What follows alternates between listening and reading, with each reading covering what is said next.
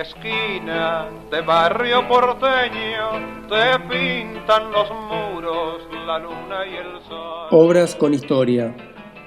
Hoy vamos a recorrer Olavarría e Irala, un óleo de Alfredo Lázari, pintado en 1940, perteneciente a la colección del Museo Benito Quinquela Martín. Estamos ante la obra de una de las figuras centrales en la historia del arte nacional y determinante en la evolución del arte boquense entre fines del siglo XIX y principios del siglo XX, por su obra artística, porque Lázari fue pionero en nuestro medio, introductor de unas cuantas novedades, y por su obra docente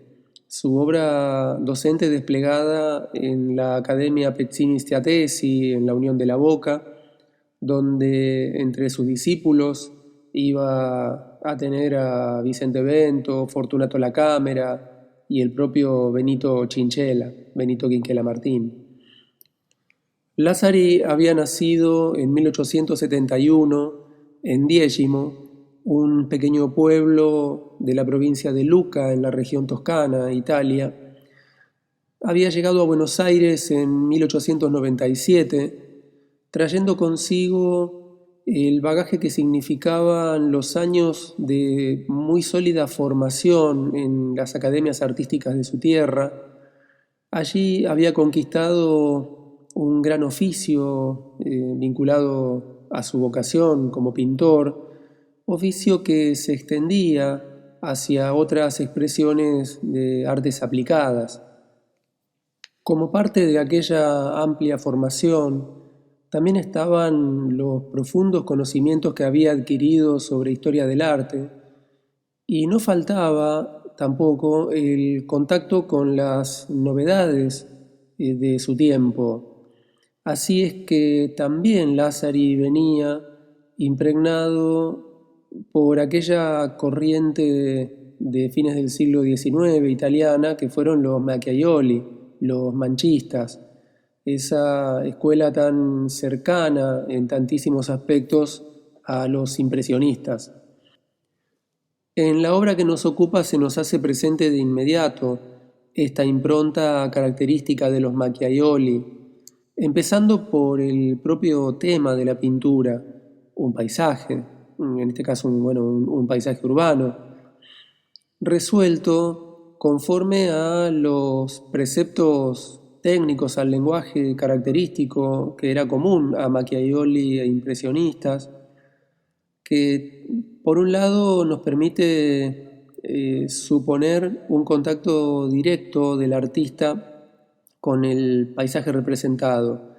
No olvidemos esta preferencia de los artistas que plantaban su caballete al aire libre en un contacto directo con las evanescencias y la fugacidad de los efectos lumínicos que buscaban representar.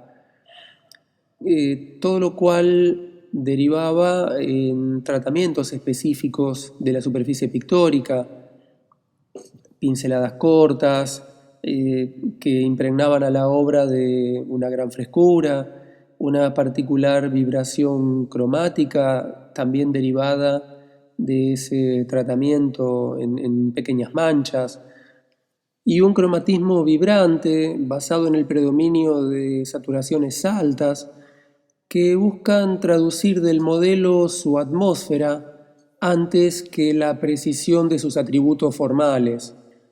Muchas veces estos artistas realizaban distintas versiones de un mismo tema y en ocasiones la pintura realizada al aire libre era la base de posteriores desarrollos realizados ya en el taller, en obras por lo general de dimensiones más grandes y con búsquedas más ambiciosas. Y ese parece ser el caso de esta obra, que tiene como antecedente otra realizada 5 años antes, en 1935. Es muy interesante comparar ambas pinturas, porque nos permite asomarnos a la intimidad de ese taller y de esas elecciones que el artista fue madurando entre una y otra obra. Diversos temperamentos diferencian ambas pinturas. La primera, con su frescura, con esa espontaneidad evidenciada en la amplitud y energía de las pinceladas. La segunda, más precisa en cuanto a los detalles, más rica en cuanto a la cantidad de vibraciones cromáticas y con evidentes ajustes determinados por necesidades compositivas ya maduradas en el taller. La primera de estas decisiones que ha tomado el artista tiene que ver con el cambio en la orientación del formato de la obra, vertical en la primera, apaisado en la segunda. También es bastante evidente el cambio en el punto de vista. En la primera obra vemos como todas las líneas de fuga nos plantean una mirada desde lo alto. En cambio, en la segunda se ha aplicado una especie de corrección y se sitúa nuestra mirada en un horizonte más bajo. Asimismo, algunos colores se han alejado de lo que seguramente constituiría un registro más objetivo del modelo para adecuarse a las necesidades espaciales de la obra.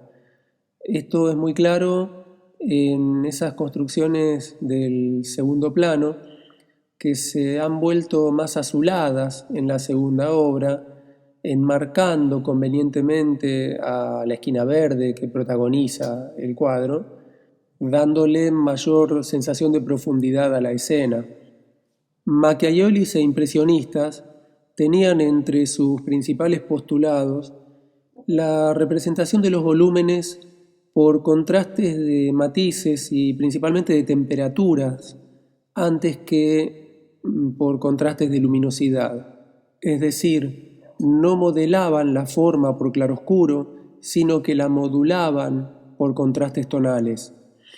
Y esto se hace muy evidente en esta pintura, donde las luces están impregnadas de tonos anaranjados, amarillentos, mientras las sombras se vuelven siempre azuladas o violáceas. Y volviendo a los aspectos compositivos del cuadro, vemos cómo Lázari equilibra la fuerte presencia de las horizontales de esas construcciones con un ritmo de verticales representados por las chimeneas, los bordes de algunas casas, el árbol y hasta el hieratismo de la figura femenina que está parada en la esquina. Al igual que varios artistas de su tiempo, y pienso aquí muy especialmente en Pío Colivadino, a quien Lázari había conocido ya en Italia, lo que se nos plantea aquí es un contraste entre el pasado o el pulso cotidiano de un barrio humilde con el progreso de una ciudad que crecía incesantemente. Por eso vemos estas típicas construcciones boquenses de chapa y madera, en medio de las cuales también alcanzamos a ver un corralón, típico corralón donde se guardaban carros y caballos, mientras en el fondo asoma imponente, aunque todavía en construcción, el edificio de la fábrica Alpargatas, insignia de la industria nacional y muy potente motor de desarrollo y fuente de trabajo para la zona. Así, esta pintura es una pieza clave dentro de la colección del museo por su valor artístico, pero también por constituir el testimonio de una época. Desde hace varias décadas, ese conventillo verde, protagonista de la obra, no existe, En su lugar hay una gomería.